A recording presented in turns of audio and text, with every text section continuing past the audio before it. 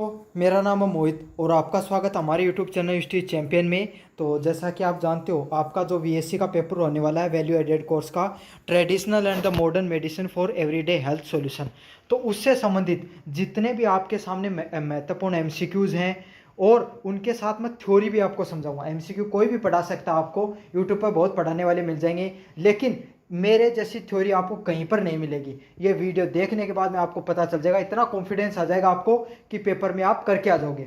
पिछला जो पेपर हुआ था फोर्थ सेमेस्टर का, उसमें से 40-50 में से 40% हमारे पढ़ाए हुए कंटेंट में से आए थे, और मैं आपको बता रहा हूँ, वादा कर रहा हूँ आपसे, आपके पेपर में भी देखने को मिलेंगे।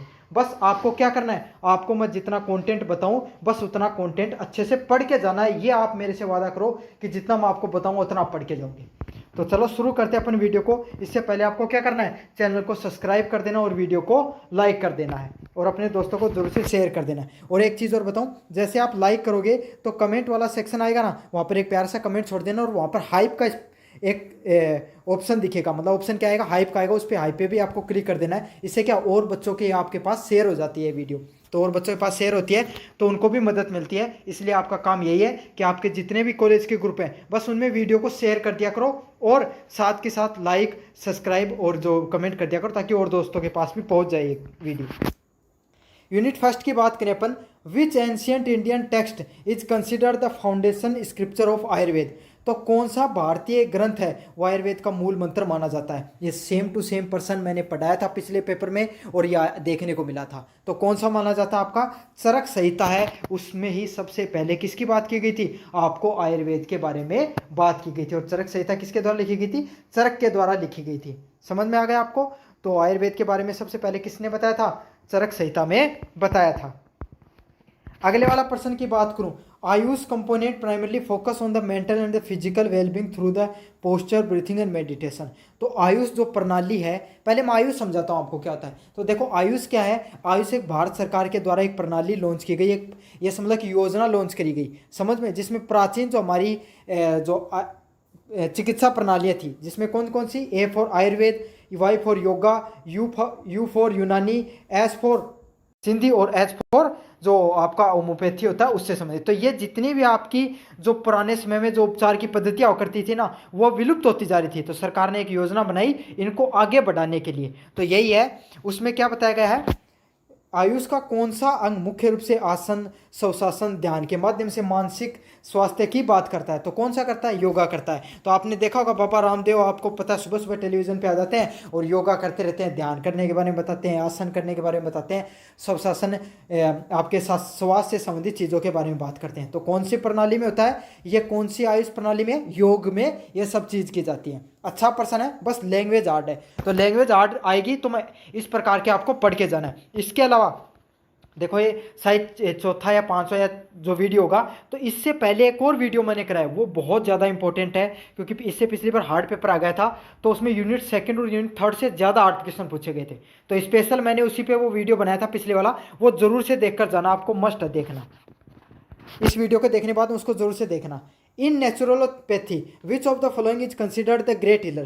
तो नेचुरल थेरेपी में कौन सा एक महान उपचारक माना जाता है। तो देखो ये प्रश्न ऐसे है कि नेचुरल थेरेपी होती है एक, मतलब एक जैसे अपना अंग्रेजी दवाई लेते हैं ना आप केमिकल वाली, तो वैसे एक नेचुरल थेरेपी भी होती है। इसमें क्या होता है, प्राकृतिक रूप से आपको उपचार किया जाता है। तो जैसे पहले नहीं होता था कि मान लो भाई, अगर कोई कभी कभी आपने देखा होगा कि फोटो आते हैं जिसमें इंसान सोए रहते हैं समुद्र किनारे और उसको पूरा मिट्टी का लेप कर दिया जाता है, समझ में, आपने देखा ना, ऐसा कुछ उपचार होता है। तो वही क्या कहलाती है, नेचुरल पैथी के नाम से जाना जाता है। तो इसमें क्या माना जाता है कि प्रकृति के द्वारा आपका इलाज किया जा रहा है। तो समझ में आ गया आपको, प्रकृति को नेचुरल थेरेपी में सबसे बड़ा महान उपचारक आपको ग्रेटर हीलर के रूप में जाना जाता है।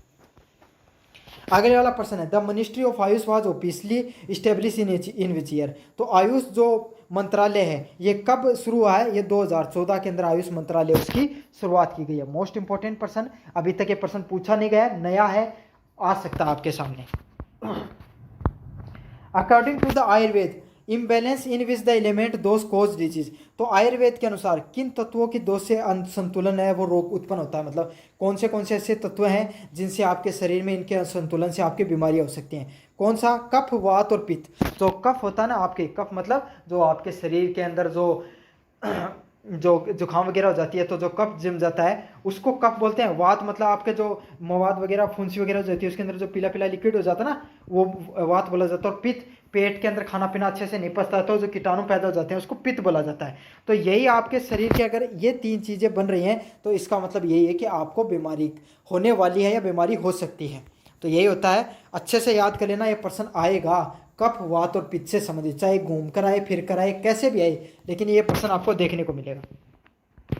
अगले वाला प्रश्न है which branch of the AYUSH organise in the Tamil Nadu is rooted in Dravidian culture. तो कौन सी आयुष की जो शाखा है वो तमिलनाडु में उत्पन्न हुई और द्रविड़ शाखा से संबंधित है, तो कौन सी है? सिद्धा। तो मैंने आपको बताया सिद्धा है, सिद्धि, ये कहाँ पर है इसकी। अब ये प्रश्न ऐसे भी पूछा जा सकता है, सिद्धि जो प्रणाली है उसकी शुरुआत कहाँ से हुई? तमिलनाडु के अंतर्गत हुई। और कौन से कल्चर से जुड़ी हुई? द्रविड़, जो हमारी प्राचीन द्रविड़ कल्चर था उससे जुड़ी हुई है।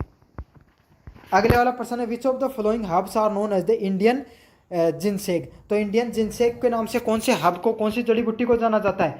तो कौन सी जड़ी बूटी को जाना जाता है? अश्वगंधा होती है, उसको इंडियन जिनसेक के नाम से जाना जाता है। इंपॉर्टेंट है ये, इंडियन जिनसेक के नाम से किसको जाना जाता है? अश्वगंधा को जाना जाता है।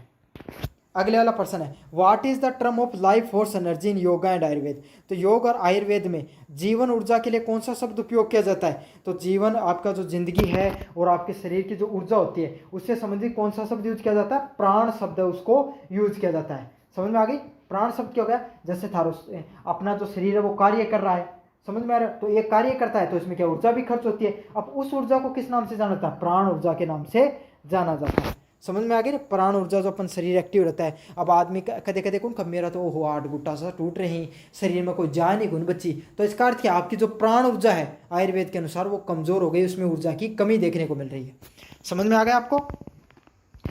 अगले वाला प्रश्न है विच international day has increase the global awareness of yoga. तो योगा से संबंधित आपको जो अवेयरनेस फैलाने के लिए योग की पूरी दुनिया में वैश्विक स्तर पर उसको जागरूक करने के लिए क्या मनाया जाता है? इंटरनेशनल योग डे मनाया जाता है। और कब मनाया जाता है? 21 जून को मनाया जाता है। अब एक बात बताओ, 21 जून को एक और घटना होती है हमारी पृथ्वी से संबंधित, तो ज्योग्राफी वाले विद्यार्थी वो इसका जवाब देंगे वो कौन सी घटना होती है, या आपको भी अगर पता है तो आप भी जरूर से कमेंट करके बताना। Which herbs is widely used for boosting the immunity and known for its antiviral properties. तो कौन सी जड़ी बूटी है वो आपकी प्रतिरक्षा बढ़ाने के लिए और एंटीवायरल गुणों के लिए प्रसिद्ध है? तो कौन सी होती है इसमें? गिलोय। तो जो गिलोय है वो आपका, अब गिलोय क्या होती है काफ़ी बच्चों को तो पता होगा। गिलोय क्या होती है? एक मतलब बेल लगती है गिलोय की, ठीक है, हरी सी बेल होती है लंबी सी, उसकी क्या होती है जो स्टेम होता है ना, स्टेम तना होता है, तने को काट कर उसको कूट कर उसका काढ़ा बनाया जाता है।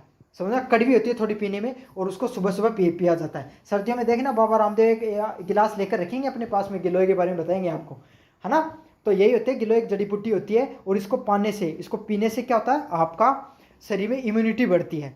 समझ में आ गया? एक नीम गिलोय आती है, एक जो नीम के नीचे जो गिलोय लगती है उसको नीम गिलोय बोलते हैं, है ना। और वो बहुत सेहत के लिए अच्छी रहती है। कोरोना में भी गिलोय का बहुत ज़्यादा उपयोग किया गया था। तो अपने एंटीवायरल गुणों के लिए और अपने शरीर की प्रतिरक्षा बढ़ाने के लिए, इम्यूनिटी बढ़ाने के लिए किसका उपयोग किया जाता है? गिलोय का उपयोग किया जाता है। अगले वाला प्रश्न है what does the you in the Ayush stand for. तो आपका जो यू शब्द है वो आयुष प्रणाली में किसका होता है? तो मैंने पहले बता दिया था, यूनानी से संबंधित होता है आपका।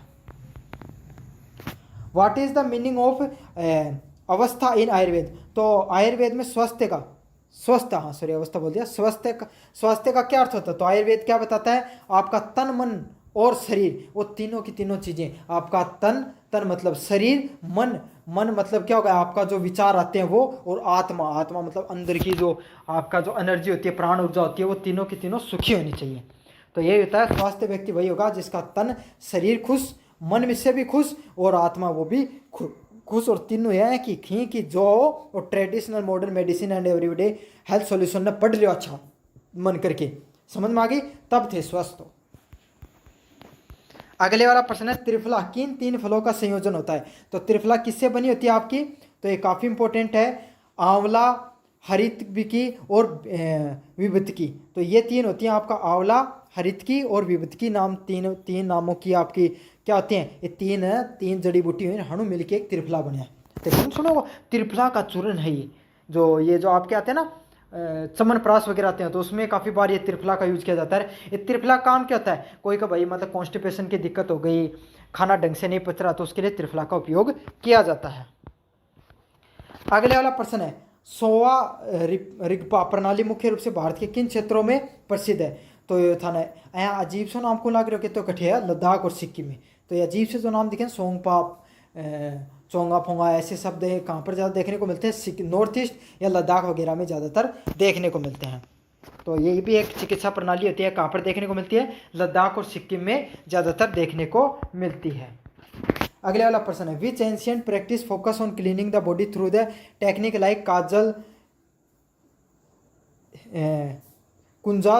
कुंजल क्रिया एंड नेति? तो कुंजल क्रिया और नेति के द्वारा शरीर को शुद्ध करने का कौन सी तरीका होता है? इसको क्या कहा जाता है? षटक्रम यौगिक तरीका होता है। तो डिटॉक्स मतलब शरीर के अंदर क्या होते हैं आपके कोई जहर, मतलब शरीर के अंदर कोई रोगाणु वगैरह को के बाहर कर निकालने के लिए आपको नेति और कुंजल क्रिया को किया जाता है।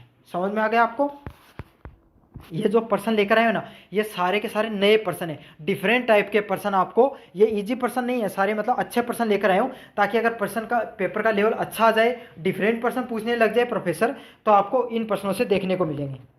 काफ़ी बच्चों का सवाल आता है कि सर हमें आपकी जो बाकी की क्लासेज भी देखनी ज़रूरी है, देखनी नहीं ज़रूरी है। तो आपको क्या करना है, सबसे पहले आपके यूट्यूब चैनल पे आना है, यूनिवर्सिटी चैंपियन पे। तो जैसे आप यूनिवर्सिटी चैंपियन सर्च करोगे, आपके सामने ऐसा यूट्यूब चैनल देखेगा और यहाँ पर आपको उसको क्लिक करना है। जैसे क्लिक करोगे, आपके सामने यहाँ पर प्ले वाला सेक्शन देखने को मिलेगा। यहाँ पर ये रहा आपका प्ले वाला सेक्शन। तो इसमें नीचे की तरफ जाओगे, तब आपको एक प्ले लिस्ट बनी हुई मिलेगी, किस नाम से? Traditional and modern medicine for everyday health solution. तो ये जो साइबर लॉ एंड इथिक्स के नीचे प्लेलिस्ट बनी हुई है ट्रेडिशनल एंड मॉडर्न मेडिसिन की, तो आपको क्या करना है? इस पर क्लिक करना है। जैसे आप इस पर क्लिक करोगे, आपके सामने यहाँ पर कौन सी क्लासेस पढ़नी है जो आपके लिए महत्वपूर्ण है। सबसे पहले आपको क्लास नंबर 1 को जरूर से देखना है, और क्लास नंबर ये 2 है, इसको जरूर से देखना है। जो मास्टर क्लास है इसको देखना है, और ये जो मास्टर क्लास पार्ट नंबर 2 है, पार्ट नंबर 2 को तो जरूर से देख के जाना। मोस्ट इंपॉर्टेंट है ये वाली क्लास। तो समझ में आ गया? और इस प्लेलिस्ट का लिंक वो डिस्क्रिप्शन में भी दे दूंगा, डायरेक्ट वहाँ पर क्लिक करके भी आप देख सकते हो। लेकिन क्लास 2 को जरूर से देख जाना। अभी बता रहा हूँ आपको, यहाँ से मैंने पिछला जो पेपर हुआ था उसमें हार्ड पर्सन आ गए थे, तो उन्हीं के हिसाब से मैंने स्पेशल पढ़ा है, इसलिए जोर देकर बता रहा हूँ आपको। और क्लास फर्स्ट इसलिए देखना है क्योंकि इजी पर्सन आ गए तो यहाँ से आएंगे। चलो शुरू करते हैं अपन अगले वाले जो यूनिट है उसकी तरफ। Which of the following is a major criticism of the modern allopathic medicine? तो कौन सा आधुनिक एलोपैथिक चिकित्सा की मुख्य आलोचना है? अब एलोपैथिक कौन सी दवाई होती है? जो अपना डॉक्टर के पास जहाँ जो अपना लिखा है ना, केमिकल से बनी हुई दवाई एलोपैथिक दवाइयों के नाम से जाना जाता है। तो उनमें क्या होता है? Over use of the synthetic drug, कृत्रिम दवाओं का अत्यधिक उपयोग करना। तो क्योंकि सिंथेटिक ड्रग है उनको बहुत ज़्यादा उपयोग करते हो, तो उनको क्या है, साइड इफेक्ट भी देखने मिले हैं। समझ में आ गया ना आपको? तो काफ़ी बार नहीं कहती भाई मैं तो कोई एलर्जी की दवाई ली, मैं तो मोटो हो, तो आप मोटा क्या होगा, वो साइड इफेक्ट होगा। काफ़ी बच्चों के, काफ़ी लोगों के बाल वगैरह उड़ना शुरू हो जाते हैं। समझ आता है? ऐसे साइड इफेक्ट देखने को मिल जाते हैं। नया या तो सबसे कॉमन प्रॉब्लम है कि मेरे तो शरीर में गर्मी होगी, है ना, आपको शरीर में थोड़ा हीट महसूस होने लग जाएगा। तो यही होता है, साइड इफेक्ट होते हैं आपको एलोपैथिक दवाइयों के। अगले वाला प्रश्न है, which AYUSH therapy is primarily non invasive and focus on life style diet natural base healing? तो कौन सी आयुष चिकित्सा है? वो गैर आक्रमणकारी है, जीवन शैली आहार और प्रकृति आधारित होती है। तो प्रकृति जठी सब दिख जाना, तो सीधो टिक मार के आना था प्रकृति चिकित्सा नेचुरलोपैथी। समझ में आ गई? अब यह क्या कार्य करे? या शुद्ध सावल चिकित्सा प्रणाली है, मतलब यह क्या है, अपना कोई दवाई लेने की जरूरत नहीं, प्रकृति आपका हिसाब वो आप ही ठीक कर देगी। समझ में आ गई? अभी को उदाहरण देके बताऊं, काफ़ी बार अपने चोट लग जाती है ना, तो अपन क्या करते हैं, कोई पट्टी वट्टी नहीं करते, अपन क्या आप पे ठीक हो जैसी। तो जो आप पे ठीक होने वाली प्रकृति है ना, मतलब चिकित्सा प्रणाली है, वह कौन सी है? नेचुरलोपैथी के नाम से उसको जाना जाता है। अगले वाले प्रश्न की बात करूं, what is the primary use of anti pyretic drugs? तो एंटी पायरेटिक ड्रग्स का मुख्य उपयोग किसके लिए होता है? तो एंटी पायरेटिक, अब ये समझ लो, इसको ट्रिक से याद कराऊंगा। एंटी पैरेटिक मतलब कोई एक प्यारो इंसान हो, को बेचारा क्या होगी, बुखार होगी, तो उन गोली ला के दी। तो कौन सी एंटी पैरेटिक कहते हैं? प्यारे इंसान को हो गई बुखार। समझ में आ गया आपको? एंटी पैरेटिक कौन सी दवाई आती है? बुखार को कम करने के लिए दवाई दी जाती है। तो ये समझ लेना, को प्यारा बच्चा था आपका छोटा सा, उसको क्या हो गई, बुखार हो गई, तो उसको एंटी पैरेटिक दवाई दे रहे हैं। ठीक है। अगले वाले पर्सन की बात करें, which one of the following is an example of analgesic drugs. तो एनाजेलिक ड्रग्स है ना, उसको कौन से के लिए पैरासीटामोल की रूप में जाना जाता है, एनाजेलिक्स। तो इसको इस ट्रिक से याद कर लेना। अन्ना जेलिक को ऐसे याद कर लेना कि अन्ना है, अन्ना नाम का आदमी है, वो सरकारी हॉस्पिटल में दिए गया और उसको कौन सी गोली दी, पैरासीटामोल दी। तो अन्ना जेलिक्स को किस नाम से याद करना है, अन्ना नाम का व्यक्ति है, वो हॉस्पिटल में गया, सरकारी हॉस्पिटल में, और उसको कौन सी दवाई दी, एना जेलिक्स से दवाई दी है। तो आपको पता है भाई सरकारी हॉस्पिटल में पैरासीटामोल सबसे ज़्यादा दी जाती है, समझ में आ गया। तो एना जेलिक्स को इस तरीके से याद कर लेना। कुछ ट्रिक भी बता दूंगा, इससे आपको बहुत हेल्प हो जाएगी। Which vitamin deficiency cause the rickets in children. तो बच्चों में जो रिकेट्स की बीमारी होती है वो किससे संबंधित होता है, विटामिन डी के से बनती है। तो देखो मैं आपको बताऊं, इसको ट्रिक से याद कराऊं, रिकेट्स को आपको ट्रिक से याद करा दूंगा। देखो विटामिन डी कहाँ से मिलती है अपने को, सूर्य की ऊर्जा से विटामिन डी मिलती है। और इसका कार्य क्या होता है, ये हमारे शरीर के अंदर जो कैल्शियम हो गई उसको अब्जॉर्प्शन करता है, मतलब सोखने का कार्य करता है, इसलिए अपनी हड्डियाँ मजबूत रहती हैं। और कोई आदमी मान लिया विटामिन डी कम लेगो, सूर्य की किरणें कम जागो, तो क्या जगो का रिकेट्स बीमारी हो जाएगी। तो ऐसे याद कर लो, एक बच्चा था वो क्रिकेट कम खेलता था, क्रिकेट नहीं खेलता था, तो क्रिकेट नहीं खेलेगा तो धूप के संपर्क में नहीं आया, तो उसको किसकी कमी होगी, विटामिन डी की कमी होगी। तो रिकेट्स को क्रिकेट से याद कर लो, वो क्रिकेट कम खेलता था इसलिए उसको कभी धूप तो लगी नहीं, इसलिए उसको किसकी कमी होगी, विटामिन डी की कमी हो गई है। अगले वाला प्रश्न है, which type of medicine help treat the high blood sugar. तो आपका शरीर में जो उच्च रक्तचाप होता है उसको सहायक इलाज करने के लिए कौन सी दवाई यूज की जाती है, तो एंटी हाइपरटेंसिव। तो हाइपरटेंशन भाई कोई आदमी का मतलब उच्च रक्तचाप का दवा, हाई ब्लड प्रेशर का दवा है, जो आदमी का टेंशन हाई लेवल की हो जा जनी तो है। तो उक्त रक्तचाप कब होता है, जब इंसान को हाइपरटेंशन हो जाती है तब। तो इसलिए याद कर लेना, हाइपरटेंशन को कंट्रोल करने के लिए आपको कौन सी दवाई यूज कर जाती है, एंटी हाइपरटेंसिव दवाई यूज की जाती हैं। Which of the following is a key advantage of AYUSH system over the modern medicine. तो निम्नलिखित में से कौन सी आयुष प्रणाली की आधुनिक चिकित्सा पर प्रमुख बढ़त दिखाती है। तो कौन सी दिखाती है, मिनिमल साइड इफेक्ट। तो जो आयुष प्रणाली है ये क्या, जो प्राकृतिक अपनी जो चिकित्सा की प्रणाली होती थी, इनका क्या फ़ायदा होता था, ये आपके शरीर पे कम से कम साइड इफेक्ट दिखाती थी। तो यही होता है आयुष प्रणाली का, ये फायदा है कि इसमें साइड इफेक्ट बहुत कम होते हैं आपके शरीर पे, समझ में आ गया, और जड़ से बीमारियों को खत्म करने का कार्य करती हैं। अगले वाला प्रश्न है, which type of drugs is use to the prevent the blood clots. तो आपके शरीर में ब्लड के जो क्लॉट बन जाते हैं उसको नियंत्रित करने के लिए कौन सा यूज किया जाता है, तो कौन सा किया जाता है आपको, इसका सही आंसर होगा एंटी कोगुलेंट्स। तो रक्त को पतले करने वाली दवाई उसको यूज किया जाता है, तो एंटी कोगुलेंट्स। तो यहाँ उनको लिखा होगा रक्त का पतले करने वाली दवाई, ये सब नहीं आएगा, उसमें एंटी कोगुलेंट्स ही लिखा आएगा, समझ में आ गया। तो ऐसे याद करें ना कि कोगुलेंट, आपको पता है कोगुलेंट को कागज़ से याद कर लो। अपन क्या करते हैं, कागज़ का गोला बनाकर किसी चीज़ को रोकने का कार्य करते हैं ना, तो ये ऐसे याद कर लो कि एंटी कोगुलेंट मतलब कागज़ का उपयोग करके रक्त का थक्का बन जमाया। आपने बचपन में क्या होगा, आपको कट लगाया हो तो आपने कागज़ लगा लेते थे ना अपन बचपन में, तो इसी से याद कर लो एंटी कोगुलेंट लगा लिया, कागज़ लगाकर रक्त का थक्का जमा लिया। अगले वाला प्रश्न है, विच mineral is essential for preventing anaemia. तो एनीमिया से बचने के लिए, तो एनीमिया क्या होती है, आपके शरीर में आयरन वगैरह की, खून वगैरह की जो कमी होती है उसको एनीमिया के नाम से जाना जाता है। तो उसके बचाव के लिए अपन क्या करते हैं, किसकी, पहली बात तो एक क्या होता है, आयरन की कमी से हो जाता है, समझ में आ गया, और खून की कमी को भी एनीमिया बोला जाता है। तो इसको दूर करने के लिए आपको क्या करना चाहिए, आयरन लेना चाहिए। अब भैया कोनी की लो काट के खा लियो, ना, सेब वगैरह है उसमें प्राकृतिक रूप से आपके इसमें आयरन पाया जाता है, तो उसको एनीमिया की कमी के लिए यूज़ लेते हैं। अब ऐसा मत बोलना सर मेरे को बालक थोड़ी अमान है, तो बेरे को नहीं क्या आयरन क्या मवाक रहा है, काफ़ी बच्चों को नहीं पता होता है। Which of the following is not A part of AYUSH system.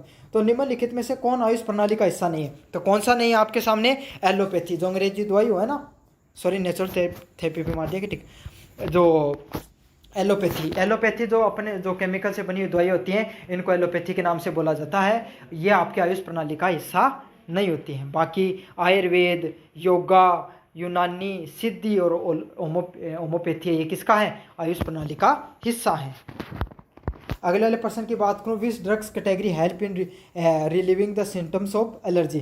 तो कौन सी दवाई एलर्जी के लक्षणों को राहत देने में कार्य करती है, एंटी हिस्टामिन जो दवाई होती है उसको, तो एंटी हिस्टामिन यूज की जाती है। अब इसको किस ट्रिक से याद कर लो, उसको एंटी हिस्टामिन को हंसने से याद करो, तो उसको बहुत ज़्यादा हंसी आ रही है, हंसी आने की एलर्जी हो गया कौन का कि भाई की एलर्जी होती है तो बोली हंसी है, समझ में आ गया ना आपको। तो ऐसे याद कर लेना कि बहुत ज़्यादा हंसी आ रही है, उसको इसको इस प्रकार की कोई एलर्जी हो गई तो उसको कंट्रोल में करने के लिए कौन सी दवाई देंगे, एंटी हिस्टामिन नामक दवाई देंगे। तो इसको अच्छे से याद कर लेना, एंटी हिस्टामिन कोई भी इंसान के जो एलर्जी से संबंधित राहत देने के लिए यूज में ली जाती है। अगले वाला प्रश्न है, which is the role of expectorants in medicine. तो दवाओं में एक्सपेक्ट्रेंट्स की क्या भूमिका होती है, तो बलगम को ढीला करने के लिए।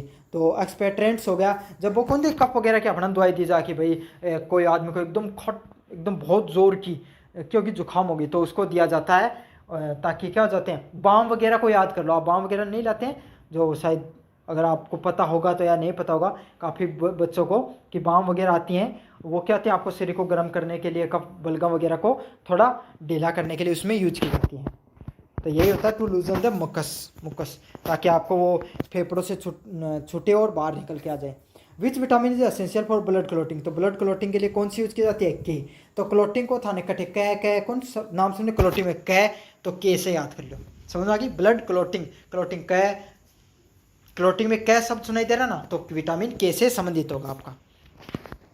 अगले वाला प्रश्न है, beta blockers are primarily use. Beta blockers का प्रश्न पिछली बार आया था, वो किस बीमारी में यूज किया जाता है, तो बीटा ब्लॉकर्स का किस में यूज किया जाता है, हाई ब्लड प्रेशर में बीटा ब्लॉकर्स को यूज किया जाता है। तो इसका सही आंसर ऑप्शन नंबर बी होने वाला है। Option number C, which of the following is a common side effect of over use of antibiotic. तो एंटीबायोटिक के अत्यधिक उपयोग से कौन सा दुष्प्रभाव हो सकता है, तो इसका सही आंसर क्या होगा, ऑप्शन नंबर बी होगा, रेजिस्टेंट डेवलपमेंट, मतलब प्रतिरोधक विकास हो सकता है, वो रुक सकता है आपका। समझ में आ गया। तो एंटीबायोटिक का अगर आप बहुत ज़्यादा यूज कर लेते हो ना, तो काफ़ी बार आपने नहीं सुना होगा कि भाई मेरे तो जुकाम हुई, मैं गोली ली, पाछा भी मेरे आराम को नहीं आई। क्यों को नहीं आयो एंटीबायोटिक लेने के बावजूद, क्योंकि आपने बहुत ज़्यादा एंटीबायोटिकों का यूज कर लिया, अब उनका क्या होगा, उन्होंने असर करना आपके कम कर दिया है। जहाँ ये भी होता ना कि आपने 500 mg की गोली ले ली है, तो अब 250 mg वाली काम ही नहीं करेगी। अब आप में से बस 1 मिनट के लिए एक्स्ट्रा चीज़ बताता हूँ। काफ़ी बच्चे ऐसे कहते हैं ना कि सर मैं तो सरकारी हॉस्पिटल में गया और मारता हूँ, आराम ही को नहीं आयो। समझना क्यों नहीं आता है सरकारी में, क्योंकि सरकारी हॉस्पिटल में आपको थोड़े कम mg की गोलियां दी जाती हैं। प्राइवेट इसको हॉस्पिटल वाले क्या करते हैं, जल्दी आराम आने के लिए आपको ज़्यादा mg की गोलियां दे देते हैं। इसलिए क्या हो जाता है, आपका जल्दी आराम तो आ जाता है लेकिन नुकसान होता है। सरकारी हॉस्पिटल में आप दवाई लेके आओगे, इसमें थोड़ा लेट आराम आएगा। क्यों, क्योंकि कम mg की गोलियाँ लेकिन आपको सेहत के लिए कम नुकसानदायक होती हैं। अगले वाले यूनिट की तरफ बढ़ें। आपका which natural component is use has a precursor for the synthesis of steroid hormones precursors. तो निम्न कौन सा प्राकृतिक यौगिक स्टेरॉयड हार्मोन को संश्लेषण के लिए पूर्वगामी के रूप में यूज किया जाता है, तो कौन सा यूज किया जाता है, डाइसोजेनिन। तो डाइसोजेनिन नामक एक जो स्टेरॉयड को संश्लेषण करने के लिए बनाया जाता है। तो स्टेरॉयड एक प्रकार का मेल हार्मोन होता है जो मेल के होता है ना, मेल होता है पुरुष के लिए, हाँ पुरुष हार्मोन होता है, जिसका कार्य क्या होता है, उसके जो मसल्स बनती है ना उसमें बनाने का भी कार्य करता है, और साथ के साथ जो आपका जो सेक्स हार्मोन के रूप में भी इसको जाना जाता है। तो इसको डाइसोजेनिन के द्वारा उसको बनाया जाता है। मतलब ये जो जिम वाले लेते हैं ना अपने शरीर में अच्छा तगड़ा शरीर बनाने के लिए, तो जो स्टेरॉयड होता है इससे आपके मसल्स भी बनते हैं। तो काफ़ी लोग स्टेरॉयड लेते हैं, वो किससे बना होता है, डाइसोजेनिन से बना रहता है। अगले वाला है, ये काफ़ी इंपॉर्टेंट है ये यूनिट। यहाँ से पर्सन आएगा, टिपिकल है पर्सन आएगा, ट्रिक के साथ बता दूंगा तो याद हो जाएंगे। Digoxin and digitoxin are cardiac glycosylates obtain from which plants. तो डिजॉक्सिन और डिजिटॉक्सिन किस पौधे से प्राप्त हुआ ग्लाइकोसाइलेट्स है, तो किसे है, डिजाटिक्सिन से है। तो किससे होगा, आपको डिजिटेलेक्सिस से होगा, ये डिजिटेलेक्सिस से। तो इसमें आपको डीजी सब सुना रहा होगा, तो उससे संबंधित आ जाए तो इसको टिक मार के आ जाना, सही हो जाएगा आपका। बस इसकी ये ट्रिक है। ये आपको दिखने में हार्ड लगेंगे लेकिन पर्सन इससे ही सबसे ज़्यादा पूछे जाएंगे। विनक्रिस्टिन और विनब्लास्टिन किस पौधे से प्राप्त होती हैं, तो विनक्रिस्टिन और विनब्लास्टिन कौन से पौधे से होती हैं, आपको कैथेरस विनेका पौधे से आप में ये जो विनक्रिस्टिन है और विनाका वो पाया जाता है। अगले वाला, विच एल्कलॉइड इज आइसोलेटेड फ्रॉम कोलकेशियम ऑटोमेनेल। तो कोलचीकम ऑटोमेनल में कौन सा एल्कलाइड पाया जाता है, तो कौन सा पाया जाता है, कोल्चियन। तो कोल्चियन जो शब्द है वही, ये नाम ही कोल्चियन ओटोमनल से बना हुआ है, तो वही इससे आएगा, एल्केलाइड से बना होगा। तो ऐसा प्रश्न तो कम पूछने के चांसेस रहते हैं कि सेम टू सेम आ जाए, लेकिन क्या पता बाय द वे पूछ ले। तो आपको इनमें से एक चीज़ ध्यान रखना है, चाहे आप इंग्लिश मीडियम के विद्यार्थी हो चाहे हिंदी मीडियम के विद्यार्थी हो, ये प्रश्न आए तो इनको आपको इंग्लिश में भी पढ़ना है, हिंदी में भी पढ़ना है, दोनों के दोनों में देख लेना, आपको बहुत मदद मिल जाएगी। Which of the following steroid the precursors found in the hecogenin. तो हेकोजेनिन में कौन सा पाया जाने वाला स्टेरॉइड पुरोगामी होता है, तो कौन सा होता है, हेकोजेनिन ही होता है। तो हेकोजेनिन में हेकोजेनिन पाया जाएगा। तो इससे ये पता चलता है कि आपको लगभग शब्दों से संबंधित अगर कुछ दिखे नीचे ऑप्शन में तो वो टिक कर देना है। अगले वाला प्रश्न है, morphine and the codeine are extracted from which plant. पिछले पेपर में प्रश्न आया था, मोर्फिन और कोडोनिन किस प्राकृतिक स्रोत से प्राप्त होते हैं, तो किससे प्राप्त होते हैं, इसका सही आंसर क्या होगा, ऑप्शन नंबर ए होगा, ओपियम पोपी। तो अफीम जो पौधा होता है उससे आपका मोर्फिन व कोडीन है वो पाई जाती हैं। तो अफीम में क्या पाई जाए, मोर्फिन नामक चीज पाई जाए। समझ में आ गया आपको। Which is the therapeutic use of taxol. तो टेक्सोल बेरवीफोलिया कौन से चिकित्साओं से उत्पाद प्राप्त होता है, तो कौन से किससे होता है, कैंसर रोधी से संबंधित। तो टेक्सोल से समझ लो कि उसने टैक्स नहीं दिया, उसको क्या हो गया, कैंसर हो गया। समझ में आ गया। तो टैक्स नहीं देने के कारण उसको क्या हो गया, कैंसर हो गया। तो टेक्सोल या टैक्सेस से संबंधित अगर कुछ दिखे तो कैंसर आपको टिक मार देना। समझा, बहुत बेईमान आदमी हो, टैक्स को दी योजना क्या हो, कैंसर हो, भगवान पाप कर योजना फल देने के लिए। Reserpine is obtain from which plant. तो रेस्प्रिन किस प्लांट से पाया जाता है, सर्पगंधा से। तो यह समझ लो कि सांप है ना, सर्प गंध पाकर रस पाने के लिए कहाँ पर चला गया, रेस्प्रिन के पास चला गया। तो सांप है वो आपको गंध पाने के लिए, या जो सर्प है सांप है वो रस पाने के लिए कहाँ पर चला गया, रेस्प्रिन के पास चला गया। अगले वाला प्रश्न है, कुनेन किस पौधे से प्राप्त होती है, तो किससे प्राप्त होती है, तो कुनेन आपका किससे संबंधित होती है, मलेरिया से संबंधित। आपको किस रोग से होती है, मतलब किस रोग से संबंधित होती है, तो मलेरिया रोग से संबंधित होती है आपकी कुनेन। तो मच्छर अपना काना काना के कू करने लग जाना है ना। तो इस तरीके से याद कर लो, कुनेन आपको मलेरिया से संबंधित होती है। क्यों, मलेरिया किससे होता है, मच्छर से होता है। और कौन से मच्छर से होता है, आपको ये जरूर से बता देना कमेंट बॉक्स में। Which natural alkaloid has local anaphylaxis property and is derived from the coca leaves। तो जो कोका लीव होती है वहाँ से क्या पाया जाता है, कोकीन से। आपका जो कोका लीव्स होती हैं वहाँ से एल्कलाइड है, स्थानीय जो आपका जो पत्तियों से कोकेन से, कोका लीव से कोकेन पाया जाता है। जो कोकीन बने ना वो कोका लीव से बनता है। तो कोका और कोकीन याद कर लेना। What is the source of the anti malarial found in Artemisia. तो आर्टिमिशियम में कौन सा मलेरिया रोधी यौगिक पाया जाता है, तो कौन सा पाया जाता है, आर्टिमिशियम एनुअम। तो यही होता है, इसमें लगभग शब्द आपको दवाएं से संबंधित स्टार्टिंग के मिल जाएंगे आपको। From which source is curcumin derived and what is the main activity. तो कुरकुमिन किस स्रोत से प्राप्त होता है, इसकी मेन गतिविधि क्या होती है, तो कुरकुमिन क्या होती है, आपको हल्दी से संबंधित होती है। समझ में आ गया। और कुरकुमिन को ऐसे याद कर लो कि हल्दी कुरकुरी होती है ना, जब साबुत हल्दी होती है वो कुरकुरी होती है। आपने कभी अगर देखा हो, बाजार में गए हो तो, या ले घर पे होगी आपके तो देख लेना, कुरकुरी होती है। तो इसको कुरकुमिन से याद कर लेना। और हल्दी का क्या कार्य होता है, वो सूजन रोधी होती है। समझ में आ गया। सूज जा, कोई आदमी का हाथ लाग जा, सूज जा ना, ऊपर हल्दी लगाने से सूजन कम हो जाए।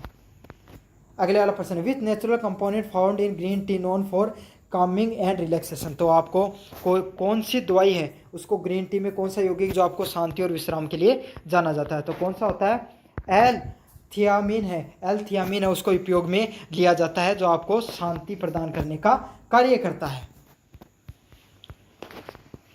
तो आपको पता ना, आपको थाना हो जाओ कि भाई सुस्ती आ रही है, काम करना जी कौन करे, तो क्या को चाय पी दो, चाय पीते मेरे क्यों जगो बहुत एक्टिव हो जाओगे। समझ में आ गया। तो उसमें क्या होता है, एल-थियामिन है, वो थियामिन पाया जाता है। Which phytochemical is a CNS stimulus and found both tea and coffee.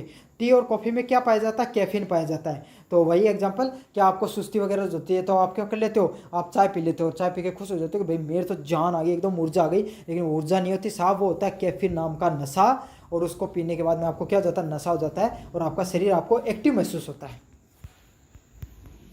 अगले वाले पर्सन की बात करूं, chlorogenic acid use for weight loss and antioxidant properties is found in. तो क्लोरोजेनिक एसिड जो वजन घटाने के लिए और एंटीऑक्सीडेंट गुणों के लिए उपयोग में की जाती है, उसको किस नाम से जाना जाता है, कॉफ़ी के नाम से जाना जाता है। तो वजन घटाने के लिए आपको कहा जाता है ना कि ग्रीन टी पियो, कॉफ़ी पियो, आपको जो गर्म पानी में नींबू मिला के पियो। तो यही होता है, उसमें क्या होता है, क्लोरोजेनिक एसिड पाए जाते हैं जो आपको शरीर को वजन करने में, फैट को लॉस करने में कार्य किया जाता है। समझ में आ गया आपको? तो आप में से कोई मोटा बच्चा है जिसको मोटापे से संबंधित है तो पियो भाई, कॉफ़ी पियो और ग्रीन टी पियो और गर्म पानी में नींबू निचोड़ के पियो। इससे आपके क्या हो सकता है, मोटापा वो कम हो जाता है, फैट लॉस होता है। और ज़्यादा पतला है मत पीजिए, नहीं और पतला हो जाओगे। What is the first step to take if someone shows the sign of heart attack. तो किसी इंसान को अगर हार्ट अटैक के, दिल का दौरा आने के लक्षण दिखाई देने तो पहला कदम क्या करना चाहिए?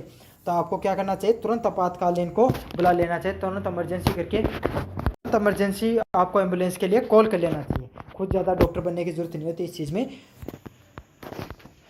अगला वाला प्रश्न है, विच ट्रेडिशनल रेमेडी में help to relieve the mild chest pain temporary before the medical observation. तो कौन सा पारंपरिक उपाय हल्के सीने में दर्द और अस्थायी रूप से राहत देने के लिए किया जाता है? तो क्या कर सकते हो आप, अदरक की चाय पी सकते हो। तो अदरक की चाय पीने से आपके शरीर में अगर कोई मान लो हल्का दर्द हो रहा है, चेस्ट पेन हो रही है, उसको क्या आ सकता है, उसमें आराम आ सकता है। कई बार कौन कहते भाई मेरे तो बात देखो दर्द आ रहे हैं, समझ, जो आपका डाइजेशन अच्छे से नहीं होता, तो इससे काफ़ी बार आपको ऐसे दर्द आ जाते हैं आपके शरीर में। तो आपको क्या करो, अदरक वाली चाय पी लो और आराम आ जाएगा। तो काफ़ी बच्चों को तो दर्द होता भी इसीलिए ही है, ताकि वो चाय पी सकें।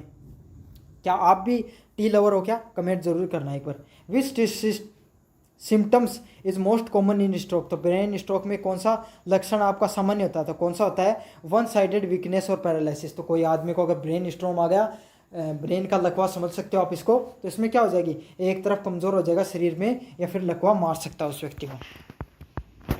4 नंबर प्रश्न है, what is the immediate traditional first aid in the minor burns. तो कोई इंसान को छोटे मोटे हाथ जल गया तो उसको क्या करना चाहिए, अप्लाई टर्मरिक पेस्ट। तो उसको हल्दी का लेप लगाना चाहिए या ठंडे पानी से धोना चाहिए। ये तो आए ना ऑप्शन में, लेकिन ठंडे पानी से धोने वाला ऑप्शन जरूर आएगा, ये ध्यान रख लेना आप अगर हाथ जल जाए तो। बेहोशी में आपको क्या करना चाहिए, तो लो ब्लड प्रेशर और ब्लड फ्लो। तो कोई इंसान को बेहोश हो जाता है, वो क्यों हो जाता है, निम्न रक्तचाप और खराब रक्त प्रवाह की वजह से। तो इंसान का जो मस्तिष्क होता है ना, वहाँ पर अगर उसके पास जो जितना ब्लड चाहिए उसको उतना नहीं पहुँच पाता, तो इंसान क्या हो जाता है, बेहोश हो जाता है। समझ में आ गया? तो क्यों होता है बेहोशी, किसी इंसान का जो खून है वो सही तरीके से, ब्लड सर्कुलेशन अच्छे से नहीं हो रहा है।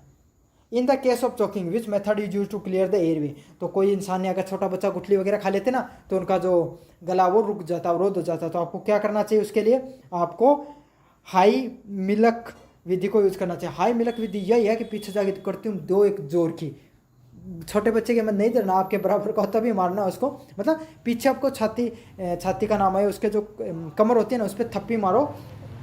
जैसे थापे मारोगे तो क्या होगा, उसका जो प्रेशर पड़ेगा फेफड़ों पर और जोर लगेगा, तो वो चीज़ बाहर आ सकती है। या हाई मिल्क विधि को यूज कर सकते हो, मिल्क विधि का यूज कर सकते हो आप। अगले वाला, what is the primary sign of anaphylaxis. तो गंभीर एलर्जी प्रतिक्रिया क्या हो सकती है। ये पर्सन इंपॉर्टेंट है भाई इस बार के लिए, अच्छे से याद कर लेना। अगले, तो क्या हो सकता है, कोई इंसान को बहुत गंभीर एलर्जी हो गई तो इससे क्या हो सकता है, उसके swelling of throat and difficulty in breathing. तो गलों वगैरह भाई सारा शरीर ही सूझा है। कोई व्यक्ति को अगर एलर्जी होती है तो सारा शरीर सूझ जाता है ना, सूजन आ जाता है, तो उससे क्या गला भी सूझ जाएगा, गला सूझने से उसको सांस नहीं आएगी। अगले वाला प्रश्न है, पारंपरिक चिकित्सा पद्धतियों में अल्जाइमर रोग के स्मरण शक्ति को बढ़ाने के लिए कौन सी जड़ी बूटी सुझाई जाती है। तो कौन सी, कोई इंसान को आपको क्या होगा, अल्जाइमर हो गया तो उसको, जो आपको आया कौन का कि बुढ़ापा मेरे तो कोई चीज़ याद ही कौन रहे, याद स्मरण शक्ति को खोने से संबंधित बीमारी हो जाती है ना, तो उसको क्या करना चाहिए, अश्वगंधा को खाना चाहिए। 9 नंबर प्रश्न की बात करूँ, मिर्गी के दौरे के मामले में आमतौर पर कौन सी दवाई दी जाती है। तो कौन सी दी जाती है, डाइजेपाम नामक एक दवाई है वो दी जाती है। ये एक आधुनिक दवाई होती है जो मिर्गी के दौरे से संबंधित होती है। तो कोई भी आदमी उसको अगर मिर्गी के दौरे आए हैं तो उसके लिए आप उसको डाइजेपाम नामक एक दवाई आती है वो दे देना। दे तो के देगा थे, याद कर लियो, पेपर में आप प्रश्न आओ तो कर दियो। ओस्टोपेरिसिस से ग्रस्त बुजुर्ग को गिरने के रोकथाम के लिए आप कौन सी प्रथा सहायक होती है। तो कौन सी हो सकती है, आप उसको कुर्सी योगा और संतुलन अभ्यास करें। तो कुर्सी योगा होता है जो आप बालकपन में था, मुर्गा बना देता, और मुर्गा बनाने के बाद वो कुर्सी बना दिया करता, तो बा करवा सको। और संतुलन अया कोनी कि बाबा ने कह दिया भाई कुर्सी बन जाने, हाथ पकड़ के आप बहुत आराम से ऐसे अभ्यास कराओ ताकि संतुलन बना रहे उनको शरीर के अंदर। समझ में आ गया आपको। Chair yoga and balance exercise करानी चाहिए। विच of the following condition is commonly associated with the memory loss. तो मेमोरी लॉस से संबंधित, आपको याद नहीं रखने से संबंधित कौन सी बीमारी हो सकती है? तो कौन सी हो सकती है? डिमनेशिया के नाम से बीमारी को जाना जाता है। अब ये मत कह देना कि सर मारे याद कौन रखी में, तो आपके तो याद नहीं रहता है क्योंकि आप याद नहीं रखना चाहते हो चीज़ों को।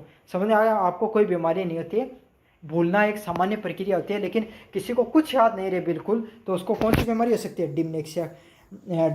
डिमेक्सिया नाम की बीमारी हो सकती है। अगले वाला प्रश्न है, which traditional remedy use in the arthritis pain relief.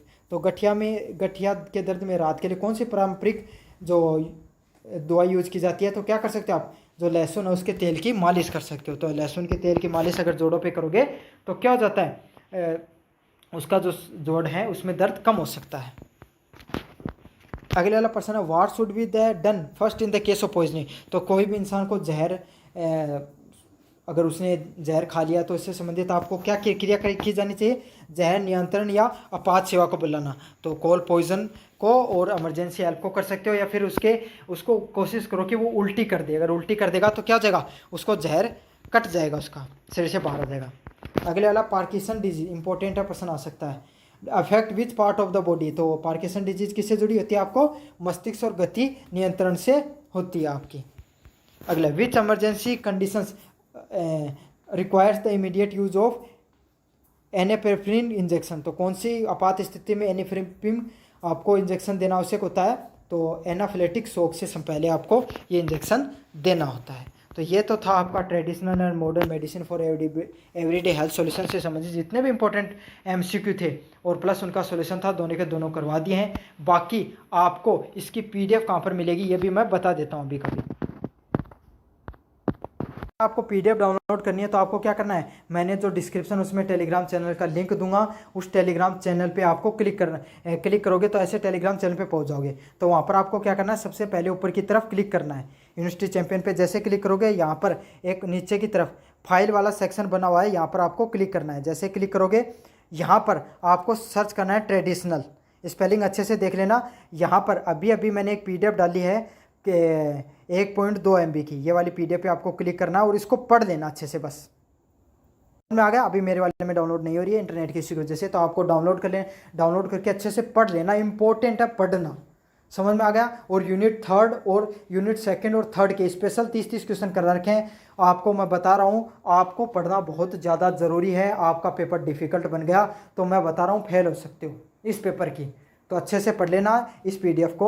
और कोई पेपर के लिए मैं ज़्यादा जोर देकर नहीं बोलता हूँ, जिसमें ज़रूरी होती है उसमें बोलता हूँ, आप अच्छे से पढ़ लेना इसको। मेरा नाम है मोहित और आपका स्वागत है हमारे यूट्यूब चैनल यूनिवर्सिटी चैंपियन में। तो जैसा कि आप जानते हो, आपका बीए 3rd सेमेस्टर के अगर आप वीएससी के स्टूडेंट हो तो आपका जो पेपर होता है वीएससी का, वैल्यू एडेड कोर्स का, उसका जो पेपर होने वाला आपका traditional and modern medicine system for everyday health solution, काफ़ी इंपॉर्टेंट पेपर है। आपको पता है बीएससी का पेपर है तो इसको पास करना कंपलसरी है और बहुत ज़्यादा हार्ड सब्जेक्ट भी है पूरा का पूरा आपको।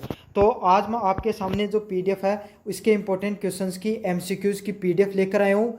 साथ के साथ ये बाइलिंगुअल पीडीएफ है। इंग्लिश मीडियम वाले विद्यार्थी हैं, उनकी शिकायत रहती थी कि सर आप हमारे लिए भी कुछ कंटेंट बनाओ इंग्लिश मीडियम के लिए भी। तो मैंने इंग्लिश मीडियम और हिंदी मीडियम दोनों के लिए कंटेंट लेकर आ गया हूँ, दोनों को अच्छे से समझाऊंगा। तो आपको क्या करना है, वीडियो को बस पूरा देखना है। इसमें से इस पीडीएफ में से आपको प्रश्न ऐसे कैसे देखने को मिलेंगे। तो चलो शुरू करते हैं अपन। इससे पहले आप चैनल को सब्सक्राइब कर दो अगर अभी तक नहीं किया तो, और वीडियो को लाइक कर दो। अपना पहला प्रश्न है, what ancient Indian text is considered the fundamental scriptures of Ayurveda. तो आयुर्वेद का मूल ग्रंथ कौन सा माना जाता है? तो इसका अर्थ यही है कि आयुर्वेद को सबसे मूल ग्रंथ कौन सा था आयुर्वेद का। तो आयुर्वेद का मूल ग्रंथ है वो किसको माना जाता है? चरक संहिता को माना जाता है, जिसने चरक ने लिखा था आयुर्वेद के बारे में। ठीक है, तो सबसे मूल ग्रंथ है वो आयुर्वेद के बारे में पहली बार हमें पता चलता है चरक के द्वारा। चरक ने अलग अलग चीज़ों के बारे में लिखा है। शल्य चिकित्सा भी थी उसके अंदर, आयुर्वेद भी था, कैसे प्राचीन समय के अंदर लोग अपनी जड़ी बूटियों से इलाज करते थे। तो इसका सही आंसर होगा ऑप्शन नंबर बी है। अगले वाला प्रश्न है what does Ayush stand for. तो आयुष का क्या मतलब होता है। तो आयुष है वो भारत सरकार के गवर्नमेंट के द्वारा 2015 के अंदर एक स्कीम लॉन्च करी गई थी, आयुष स्कीम। तो उसके अंदर जो भारतीय प्राचीन पद्धतियां हैं जो उपचार की, उसको सपोर्ट करने के लिए, उसको आगे बढ़ाने के लिए इस पद्धति को, इस जो स्कीम उसको लॉन्च किया गया था। तो उसके अंतर्गत कौन सी जो प्राचीन पद्धतियाँ आती हैं उपचार की, हम उसको देखेंगे। तो पहली पद्धति है वो आयुर्वेद आती है, योगा आती है, यूनानी आती है, सिद्धि आती है और होम्योपैथी आती है। तो समझो A for Ayurveda, Y for yoga, U for Unani, S for Siddhi और एच फॉर होम्योपैथी। तो ये सब प्राचीन पद्धतियां हैं, ठीक है। वो सब सारी की सारी पद्धतियां किसके अंतर्गत आएंगी, आयुष स्कीम है जो भारत सरकार के द्वारा प्राचीन चिकित्सा प्रणाली को सपोर्ट करने के लिए की गई स्कीम के अंतर्गत आएंगी। तो इसमें क्या कहें, इन सब जो प्राचीन पद्धतियां हैं ना, इनको बढ़ावा देने के लिए सरकार ने स्कीम लॉन्च करी है। Which of the following is a key concept in Ayurveda for maintaining balance in the body. तो आयुर्वेद में शरीर को संतुलन बनाने के लिए प्रमुख अवधारणा क्या है, मतलब शरीर को आपको संतुलित बनाना है तो आपको किन किन चीज़ों का ध्यान में रखना चाहिए, कौन सी चीज़ें हैं वो आपके शरीर में नियंत्रण में रहनी चाहिए। तो कौन सी होती है, उसे क्या बोला जाता है, त्रिदोष के नाम से जाना जाता है। तो त्रिदोष में क्या आता है, वात, पित्त और कफ।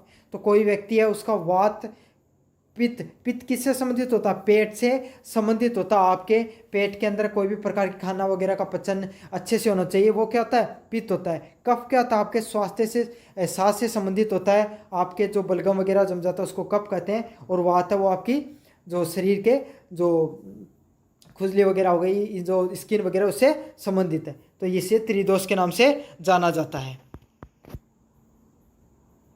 चौथा नंबर प्रश्न है which system emphasise treatment through natural element like earth, water, air, fire and ether.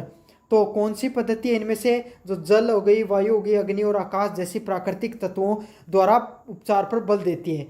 तो नेचुरल थेरेपी है, नेचुरोपैथी, वो प्राकृतिक चिकित्सा है। उसका क्या कार्य होता है, वो कहती है कि हम पृथ्वी, जल, वायु, अग्नि और आकाश के माध्यम से चीज़ों को सही करेंगे। मतलब आपने देखा होगा कई कई जगह जो लोग जाते हैं और अपने शरीर के सारे को मिट्टी लगा लेते हैं, तो कहते हैं कि उससे क्या होगा, एलर्जी वगैरह जैसी चीज़ें वो सही हो जाती हैं। समझ में आ गया। कुछ जड़ी बूटियां उसके माध्यम से इन सब चीज़ों को ठीक करने का प्रयास किया जाता है, अलग अलग प्रकार की बीमारियों का।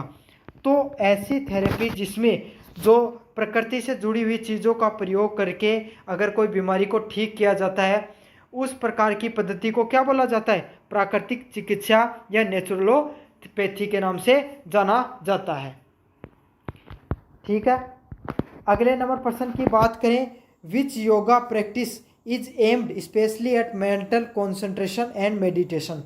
तो इनमें से कौन सा योग है जिसको मानसिक एकाग्रता और ध्यान के लिए उपयोग में किया जाता है। तो किसका प्रयोग में किया जाता है, आप जो ध्यान करते हो, मेडिटेशन करते हो या ध्यान करते हो, उसका प्रयोग किसके लिए किया जाता है। कोई भी व्यक्ति अपना जीवन में एकाग्रता, फोकस को बढ़ाना चाहता है तो आप ध्यान कर सकते हो। तो ध्यान करने का अलग अलग चीज़ें होती हैं। आप जो मुद्रा में आकर, ध्यान की मुद्रा में आकर आप कोई भी एक ध्वनि पर कंसंट्रेट कर सकते हो, या फिर एकदम शांत चित्त से बैठकर अपनी जो सांसों पर ध्यान केंद्रित कर सकते हो, या फिर अपने सामने कोई दीवार जलाकर उसकी लो पर ध्यान केंद्रित कर सकते हो।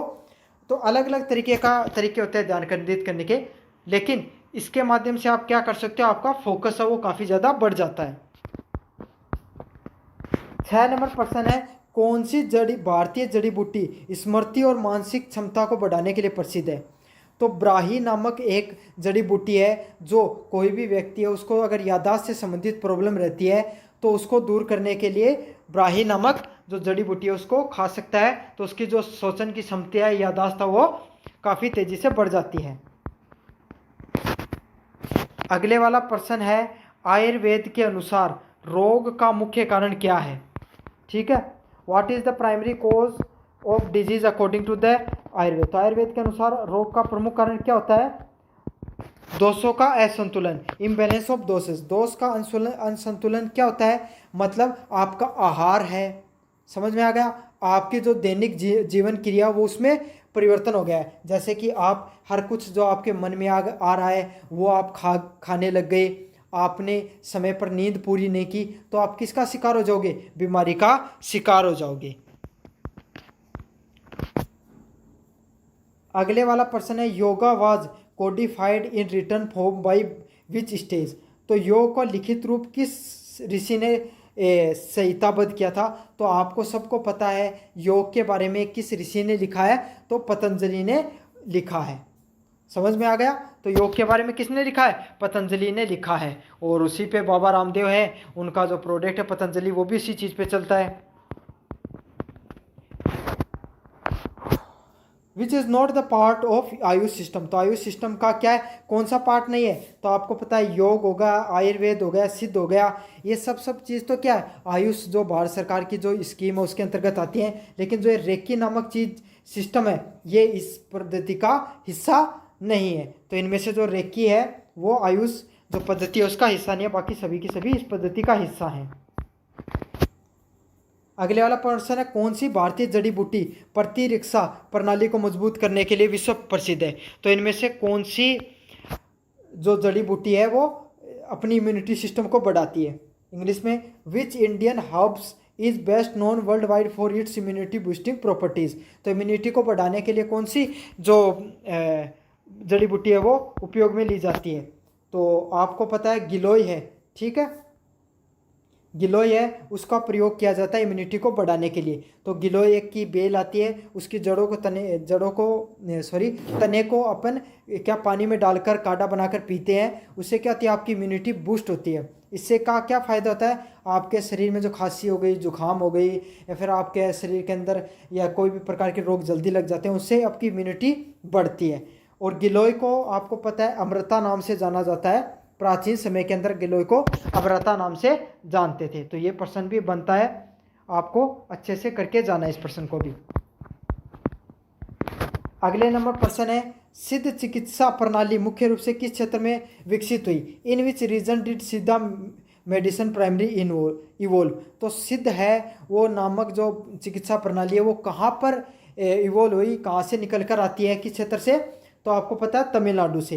तो ये प्रश्न ऐसे भी पूछा जा सकता है कि सिद्धा का जो केंद्र है वो प्रमुख केंद्र कौन सा रहा है। तो आपका आंसर उसमें क्या होगा, तमिलनाडु है वो इसका प्रमुख केंद्र रहा है। 12 नंबर प्रश्न है व्हाट इज पंचकर्म इन आयुर्वेद। तो आयुर्वेद के अनुसार पंचकर्म क्या होते हैं। तो पंचकर्म होते हैं डिटॉक्सिफिकेशन थेरेपी। तो पंचकर्म क्या होते हैं, जो विष है उसको विषरण को आचरण करना, मतलब विष को काटना।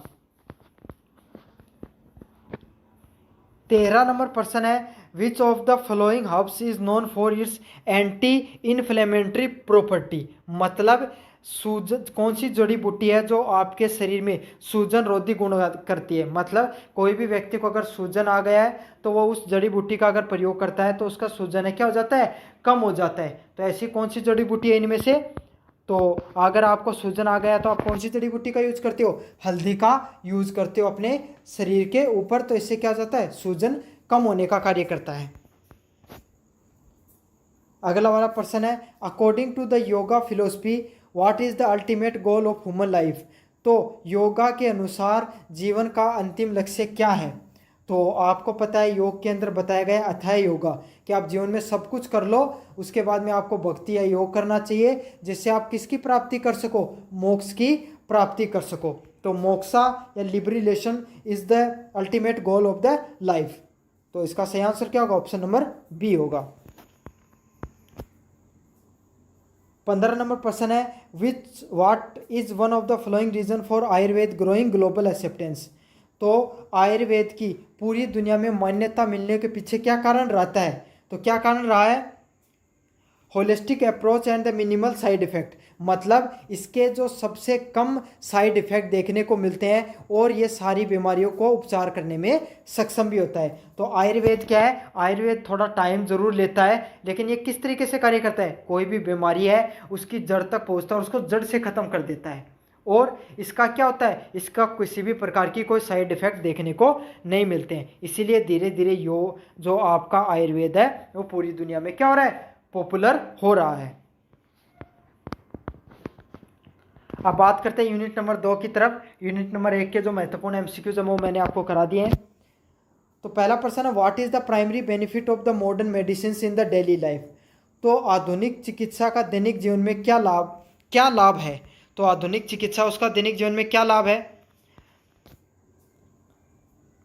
तो मॉडर्न मेडिसिन वो किस पे काम करती है, quick diagnosis and the fast acting relief. मतलब ये तुरंत आप कोई भी टैबलेट लोगे, आज के समय आपको बुखार हो गई तो आप टैबलेट लिया, और एक दो टैबलेट लेते ही आपके 10-5-6 घंटे में, 1-2 घंटे में क्या हो जाता है, आराम आ जाता है। तो जो मॉडर्न मेडिसिन इसका क्या काम है, ये त्वरित कार्य करती है, त्वरित निदान करती है और तुरंत क्या करती है, राहत प्रदान करती है। तो इसका क्विक डायग्नोसिस है और फास्ट एक्टिंग रिलीफ के रूप में कार्य करती है।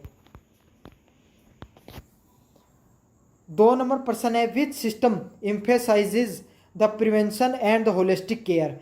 तो इनमें से कौन सी प्रणाली निवारक व समग्र देखभाल पर बल देती है। मतलब इनमें से कौन सी प्रणाली है जो कोई भी व्यक्ति है उसकी जो बीमारी है उसको जड़ से ख़त्म करने का कार्य करती है, और कोई भी व्यक्ति है उसकी पूरा मतलब अच्छे से ठीक करने का कार्य करती है।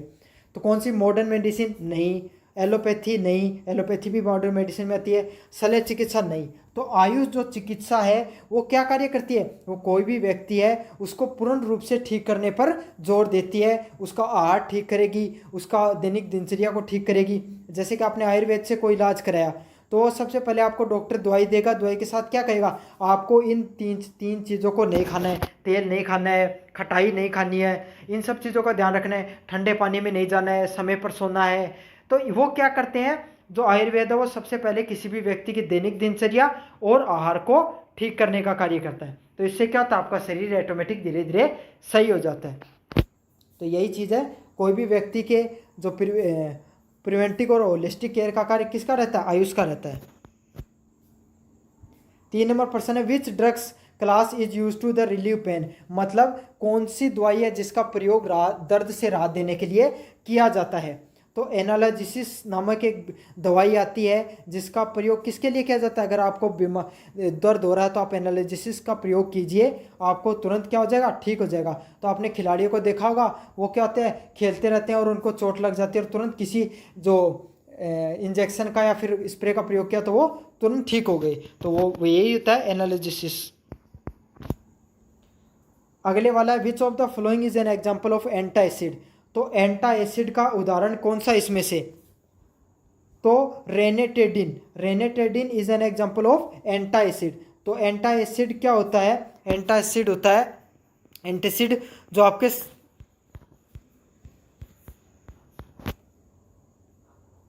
5 नंबर प्रश्न है, which drugs are use to treat the bacterial infection.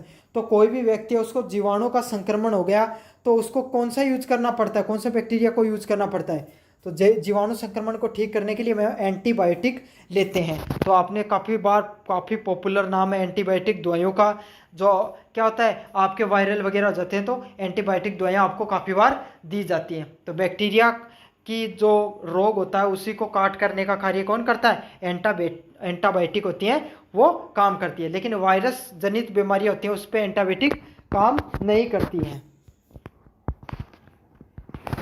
6 number प्रश्न है, which category includes drugs like ibuprofen and aspirin. तो इबुप्रोफिन और एस्पिरिन किस श्रेणी में आते हैं, तो एनासिड्स के श्रेणी में आते हैं। एनासिड्स मतलब होते हैं नॉन स्टेरॉयडल एंटी फ्लेमेटरी ड्रग्स, मतलब ऐसे जो हार्मोन रहित और जिससे सूजन नहीं होता, ऐसे ड्रग्स के श्रेणी में आते हैं एस्पिरिन और इबुप्रोफिन्स।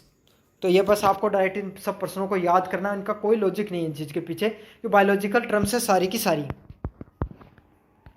7 नंबर प्रश्न है, आधुनिक चिकित्सा की आयुष की तुलना में एक मुख्य कमी क्या है। तो जो एलोपैथी है, जो आधुनिक चिकित्सा, उसकी क्या कमजोरी है सबसे बड़ी। What is the key drawback of modern medicine compare to AYUSH. तो क्या है, साइड इफेक्ट एंड डिपेंडेंसी। ये क्या, किस में कमी रहती है इसकी, ये इस जो आपको पता है एलोपैथी से आप कोई भी दवाई ले लो उसका साइड इफेक्ट ज़रूरी होता है कोई ना कोई, और डिपेंडेंसी निर्भर भी रहती है। तो साइड इफेक्ट कैसे होगा, जैसे आपने कोई व्यक्ति है उसको अगर ज़्यादा एंटीबायोटिक ले लोगे तो आपके शरीर में आग धीरे धीरे एंटीबायोटिक काम करना बंद कर लेंगे। ज़्यादा एमजी की गोली ले लोगे तो आपके शरीर में गर्मी हो जाएगी और एक दो बीमारियां निकल के आ जाएंगी। तो यही होता है जो एलोपैथी होती है या मॉडर्न मेडिसिन होती है, इसके क्या होते हैं, साइड इफ़ेक्ट्स होते हैं।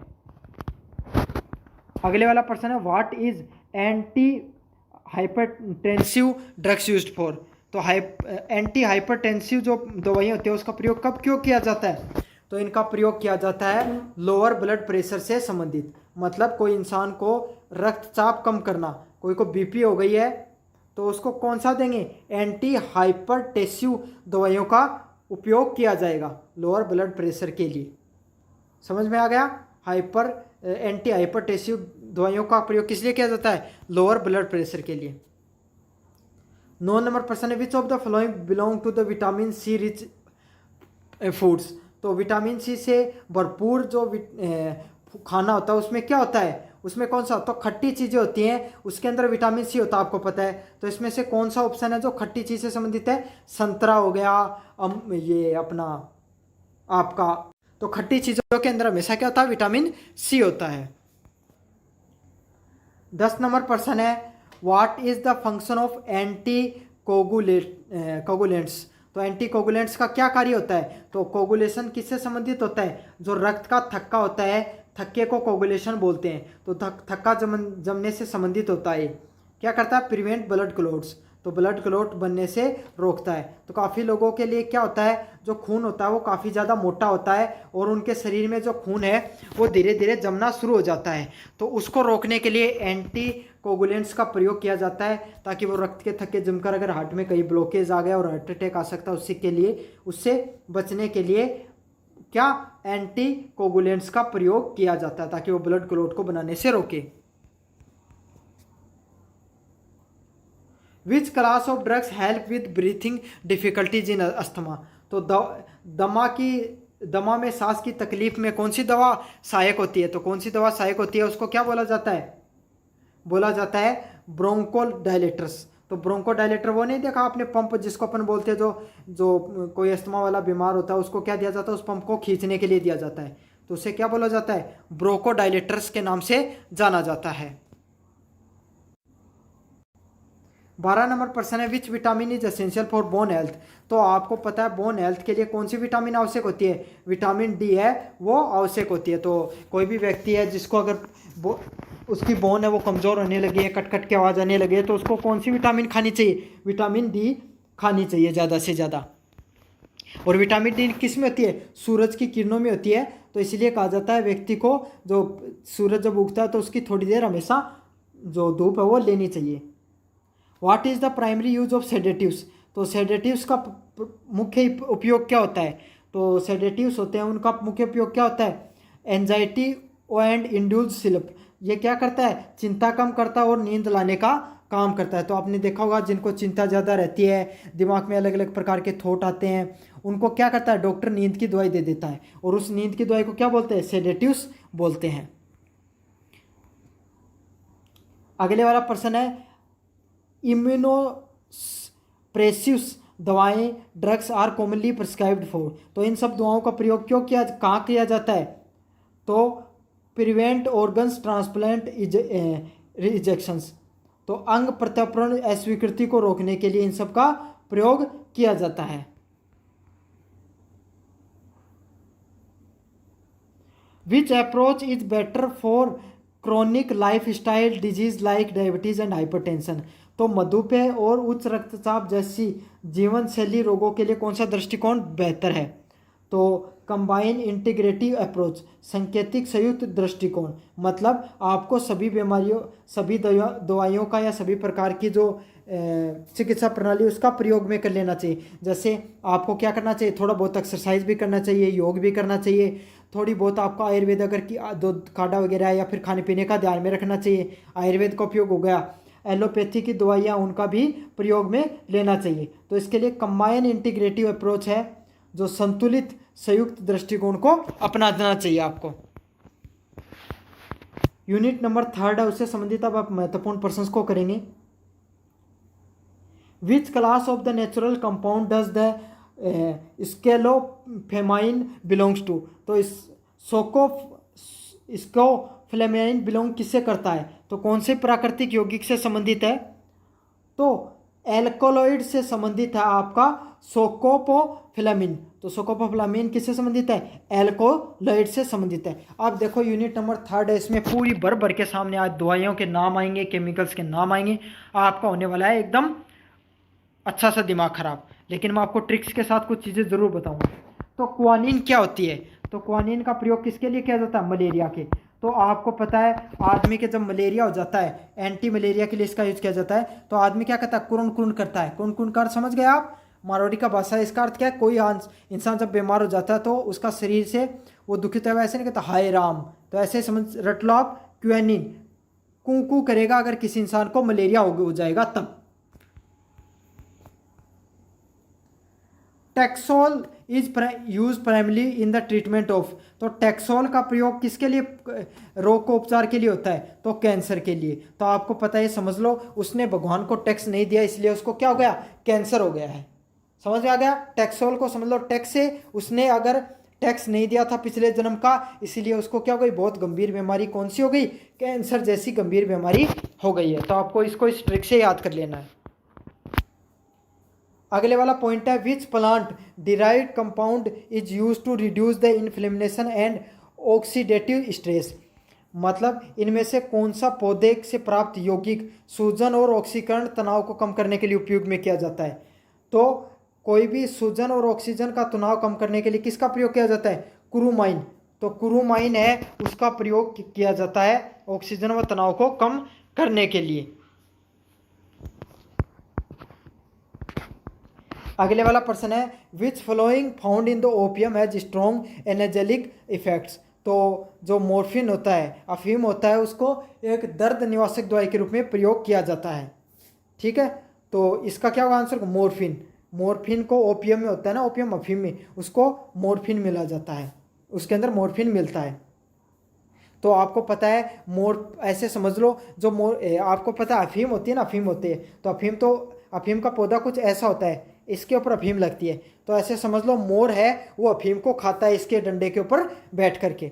समझ लो, ये ऐसे समझ लो कि मोर है, वो अफीम का नशा करता है। समझ में आ गया, ऐसे समझ लेना, मॉर्फिन से क्या समझ लेना, मोर है वो अफीम का नशा कर रहा है। इस ट्रिक से याद कर लो आप इसको। 6वां नंबर प्रश्न है, विच सोर्स ऑफ कोलेचिसाइन, कोलेचिसाइन का क्या स्रोत होता है, तो कोलेचिसाइन का तो ये तो इसके नाम से याद हो जाएगा आपको, कोलेचिसाइन ऑटोमिनाले, ऑटोमिनाले। ठीक है, तो कोच्चि जाने के लिए, कोच्चि शहर का नाम सुना होगा ना आपको, और कोच्चि शहर जाने के लिए उसने ऑटो का उपयोग में लिया, ऑटो किया है। तो ऐसे समझ लो, कोच्चिमियम ओटम, कोच्चि शहर जाने के लिए उसने ऑटो का उपयोग में लिया है, ऑटो बुक किया, ऐसे समझ लो। एल थियानिन किस चीज़ का बढ़ावे के लिए जाना जाता है, L theanine is best known for promoting, तो एल थियानिन है वो किससे संबंधित है, रिलैक्सेशन एंड मेंटल फोकस, मतलब विश्राम और मानसिक एकाग्रता से संबंधित। तो ऐसे समझ लो कि थियानिन को किससे समझ लो,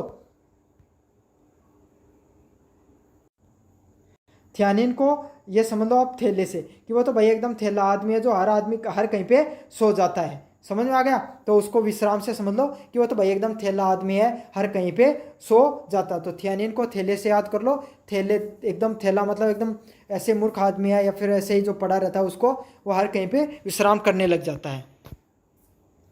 अगले वाला पॉइंट है, कैफीन एक उत्तेजक यौगिक आमतौर पर किससे प्राप्त होता है, तो कैफीन है वो किससे प्राप्त होता है, what is the common source of stimulate compound caffeine, तो कैफीन कहाँ से मिलता है, कॉफी और टी से मिलता है क्या, कैफीन आपका। Which of following is not a steroidal precursors, तो स्टेरॉयडल प्रिकॉसर्स कौन सा नहीं है इसमें, तो कुरकुमिन, कुरकुमिन स्टेरॉयडल प्रिकॉशंस नहीं है। अगले वाला प्रश्न है, which compound is derived from plant Artemisia annua, तो आर्टेमेसिया एनुआ का प्रयोग का कौन से पौधे से प्राप्त होता है, ये प्राप्त होता है आर्टिमीशियम से। तो आर्टिमीशिया इसमें नाम है, उसी से याद कर लो, आर्टिमीशियम। 11 नंबर प्रश्न है, which compound help in preventing chemotherapy induce neutropenia, तो निम्नलिखित में से कौन सा यौगिक कीमियोथेरेपी से उत्पन्न न्यूट्रोपीनिया को रोकने में मदद करता है? तो टैक्सोल है वो न्यूट्रोपीनिया को रोकने में मदद करता है। तो टैक्सोल से याद कर लो न्यूट्रोपीनिया का।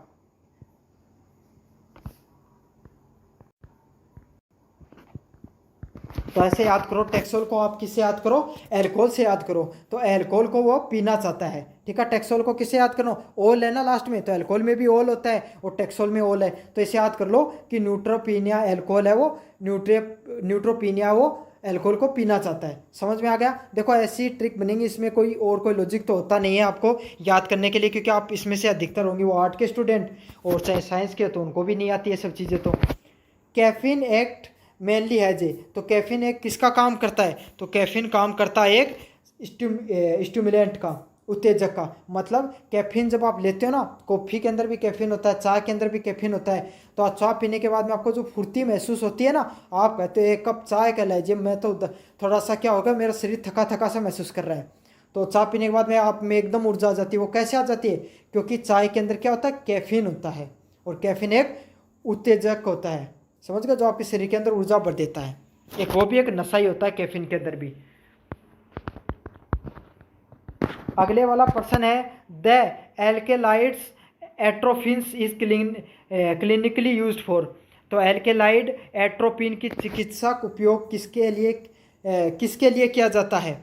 तो आपको पता है एल्केलाइड एट्रोपिन का प्रयोग किसके लिए किया जाता है? आई एग्जामिनेशन के लिए उपयोग में लिया जाता है। अगले वाला है, chlorogenic acids is known for which property. तो क्लोरोजेनिक एसिड है उसका क्या गुण होता है? तो क्लोरोजेनिक एसिड है उसका क्या गुण है? वो एंटीऑक्सीडेंट का कार्य करता है। समझ में आ गया? तो क्लोरोजेनिक एसिड है उसका कार्य क्या था? वो एंटीऑक्सीडेंट के रूप में कार्य करता है। रेस्प्रिन किस न्यूरोट्रांसप्लांट को प्रभावित करता है?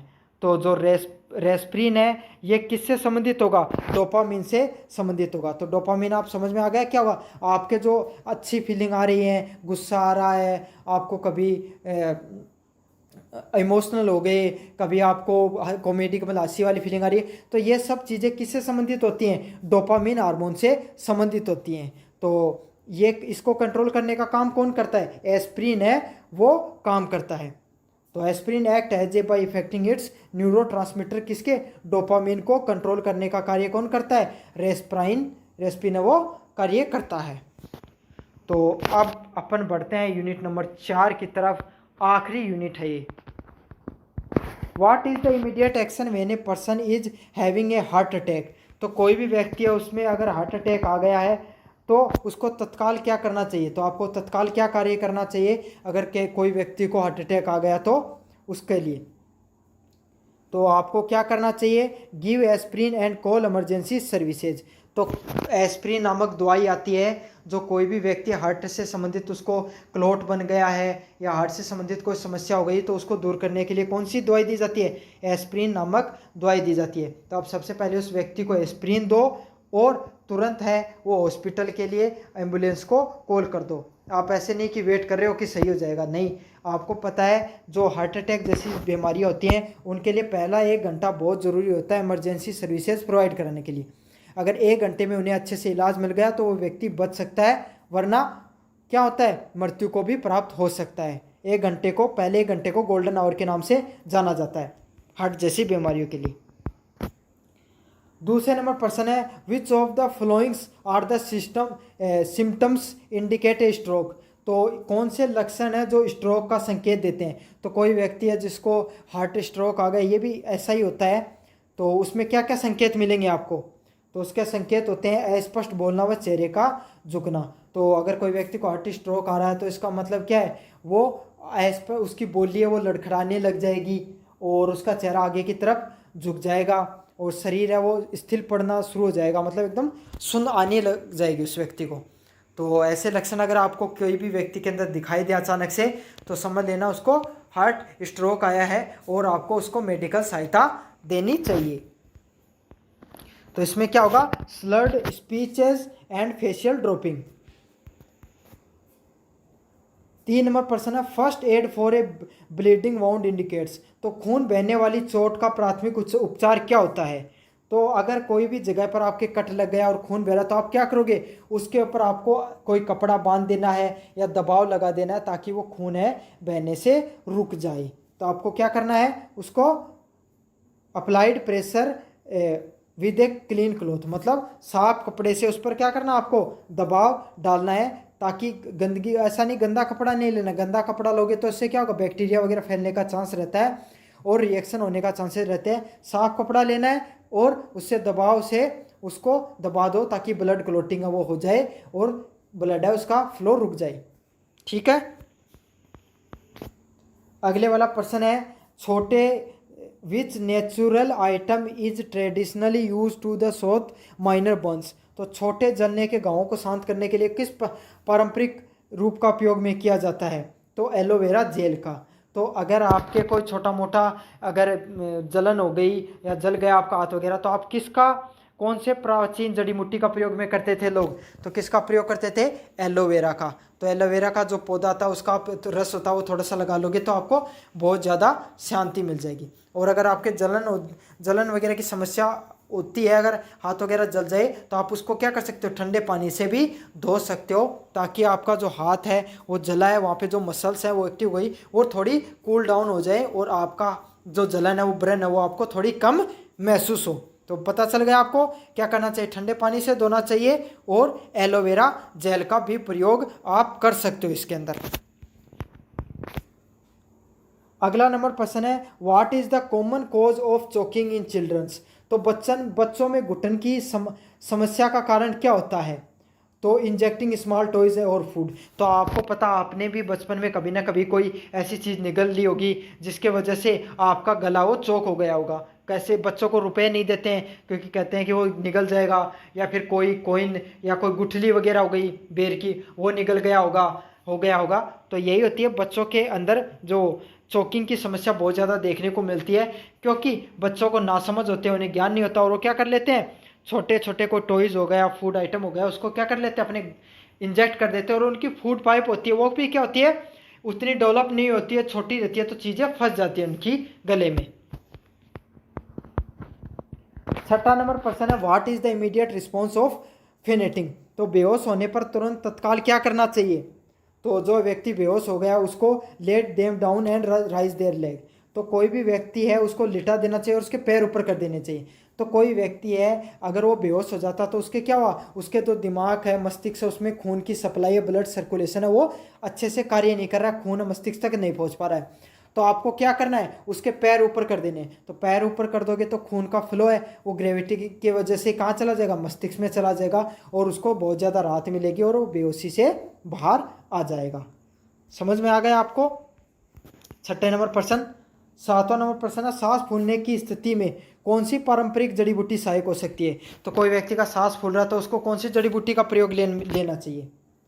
इंग्लिश में ट्रेडिशनल हेल्प हर्ब में support the breathing during the shortness of breath. तो कौन सी का यूज कर सकते हो आप? तुलसी का। तो तुलसी है वो श्वास से संबंधित बीमारियों के लिए, इम्यूनिटी को बूस्ट करने के लिए बहुत अच्छी क्या होती है, एक जो जड़ी बूटी है या औषधि है। तो आपके घर में जो तुलसी होती है आपको डेली सुबह सुबह खाली पेट तुलसी के 1 या 2 पत्ता डेली खाना चाहिए। इससे आपकी इम्यूनिटी भी बहुत ज़्यादा बूस्ट होती है। और खाते समय इस बात का ध्यान रखना है कि आपको जीभ पर नहीं रखना है, आपको चबाकर सीधा निगल जाना है जीभ पर रखे बिना, क्योंकि जीभ पर रखोगे तो फट जाएगी आपकी जीभ। 8वां नंबर प्रश्न है एनाफिलेक्सिस क्या है। तो एनाफिलेक्सिस क्या हुआ है, सेवरल एलर्जिक रिएक्शन। तो ऐसा हुआ कि मान लो आपके कोई मक्खी का छत्ता है, बहुत 5-6 मक्खी एक साथ खा गई तो आपको क्या हो गया, रिएक्शन हो गया, या फिर आपको मकड़ी वगैरह खा गई या कोई जहरीला जानवर खा गया, इसलिए आपके शरीर में सूजन आ गया अचानक से। अब तो उसको क्या कहते हैं, एनाफिलेक्सिस कहते हैं। समझ में आ गया? सेवरल एलर्जिक रिएक्शन या तीव्र एलर्जिक प्रतिक्रिया को क्या कहा जाता है, एनाफिलेक्सिस के नाम से जाना जाता है। अगले वाला प्रश्न है primary medicine for the seizure of epilepsy. तो दौरा या मिर्गी आने के दौरान कौन सी प्राथमिक दवा दी जाती है? तो कौन सी दवाई है जो मिर्गी आने पर किसी व्यक्ति को दी जा सकती है, उसका क्या नाम होता है? डाइजेपाम। तो डाइजेपाम नामक जो एक दवाई आती है उसका प्रयोग किया जाता है जब भी कोई व्यक्ति है जिसको मिर्गी के दौरे आते हैं, उसको कौन सी दवाई दी जाती है? डाइजेपाम की दवाई दी जाती है। तो ऐसे समझ लो उसको, दाई को दाई को दाई को दाई से समझ लो, दाई को है ना, दाई को क्या आता है? बहुत ज़्यादा मिर्गी आती है, इसलिए उसको डाइपाम दिया जाता है। अगले वाला प्रश्न है, in the case of poisoning the first step is to. तो कोई व्यक्ति ने अगर जहर खा लिया है तो उसको आपको पहला कदम क्या करना चाहिए उसको सही करने के लिए? तो आपको क्या करना चाहिए? Call poison control emergency. मतलब आपको विष निषेध केंद्र को या आपातकाल सेवा को बुलाना चाहिए। तो एक तो आप ये चीज़ कर सकते हो कि भाई कोई विष निषेध केंद्र है वो आपके पास में, आप उस पर कॉल कर लो या फिर 108 पर कॉल करके एम्बुलेंस को बुला लो ताकि जल्दी से जल्दी मेडिकल इमरजेंसी मिल सके। या फिर आपको थोड़ा बहुत ज्ञान है तो कोशिश करो उस व्यक्ति को उल्टी हो जाए। अगर उल्टी हो जाएगी तो जहर की मात्रा है वो जो पेट है शरीर में गई है उसकी मात्रा थोड़ी बहुत कम हो जाएगी, उससे उसको बहुत ज़्यादा राहत मिलेगा। तो उसके 2 प्रश्न बनते हैं, इसके 2 आंसर बन सकते हैं। एक तो वोमिटिंग करवा सकते हो उससे, और या फिर कॉल पॉइजन सेंटर को या इमरजेंसी के लिए आप उसको कॉल कर सकते हो किसी डॉक्टर के लिए। 11 नंबर प्रश्न है, which traditional remedy is use in the burn to prevent infection. तो जलने पर संक्रमण को रोकने के लिए कौन सा पारंपरिक तरीका प्रयोग किया जाता था? तो किसका प्रयोग करते थे लोग? हल्दी और शहद के पेस्ट को लगाया जाता था ताकि क्या हो सके, जो जहाँ पर जला है वहाँ पर कोई भी प्रकार का व्रण जलन नहीं हो और कोई भी प्रकार का संक्रमण नहीं फैले। उसके लिए किसका प्रयोग किया जाता था? हल्दी और शहद का पेस्ट है घोलकर लगा दिया जाता था। तो हल्दी और जो शहद का पेस्ट है उससे जलने की जो शरीर में जलन पर बहुत काम आता है संक्रमण को रोकने के लिए। 12 नंबर प्रश्न है, paralysis commonly occurs due to. तो पैरालिसिस की आमतौर पर किस कारणों से होते हैं? तो जिस व्यक्ति का मान लीजिए शरीर काम करना बंद कर दिया, कोई अंग काम करना बंद कर दिया, उसको अपन क्या बोलते हैं? पैरालिसिस बोलते हैं। और पैरालिसिस किसकी वजह से होता है? स्ट्रोक के वजह से होता है। और इसमें क्या होता है, कोई भी इंसान की नसें हैं या तंत्रिका तंत्र है वो काम करना बंद कर देता है। समझ में आ गया? तो तंत्रिका तंत्र वो काम करना बंद कर देगा या नसें ब्लॉक हो जाती हैं, इसलिए कोई व्यक्ति का पैरालिसिस आ जाता है, फिर स्ट्रोक आ जाता है। 13 नंबर प्रश्न है, which disease is characterised by tumours, rigidity and slow movement in the elderly. तो बुजुर्गों को कपकपी, जकड़न और धीमी गति किस रोग की पहचान है? तो ये किस रोग की पहचान होती है? इसका क्या नाम होता है? Parkinson's disease. तो पार्किंसन डिजीज़ यही होता है कि बुढ़ापे में जब व्यक्ति का हाथ कपकपाने लग जाते हैं, जकड़न हो जाता है, वो धीरे धीरे चलने लग जाता है, तो ये इसी से संबंधित है, पार्किंसन डिजीज से संबंधित है ये सब चीज़ें। अब बढ़े अगले नंबर प्रश्न की तरफ, 14 नंबर प्रश्न की तरफ। अल्जाइमर रोग मुख्य रूप से किसे प्रभावित करता है? तो अल्जाइमर रोग है वो मुख्य रूप से किससे प्रभावित करता है? तो Alzheimer disease primarily effect the memory and the brain function. कोई भी व्यक्ति उसकी स्मृति व मस्तिष्क क्रिया को अल्जाइमर है वो इफेक्ट करता है, प्रभावित करता है। अब बढ़ते हैं लास्ट नंबर प्रश्न की तरफ। Dementia is the best describe as. तो डिमेंशिया का सबसे अच्छा कैसे वर्णित किया जा सकता है? तो डिमेंशिया को कैसे वर्णन किया जाता है? Progressive loss of mental function. मतलब जब दिमाग का मस्तिष्क का कार्य धीरे को होना बंद हो जाए, काम करना कम कर दे, उसी को क्या कहा जाता है? डिमेंशिया के नाम से जाना जाता है। तो ये तो थे आपके चारों यूनिट के महत्वपूर्ण प्रश्न मॉडर्न मेडिसिन से संबंधित। तो आपको कैसा लगा वीडियो, आपको ज़रूर से बताना कमेंट बॉक्स में, और अपने दोस्तों को ज़रूर से शेयर कर देना। और जो PDF है वो टेलीग्राम चैनल पे मिल जाएगी, तो टेलीग्राम चैनल को ज़रूर से ज्वाइन कर लेना आपको। धन्यवाद।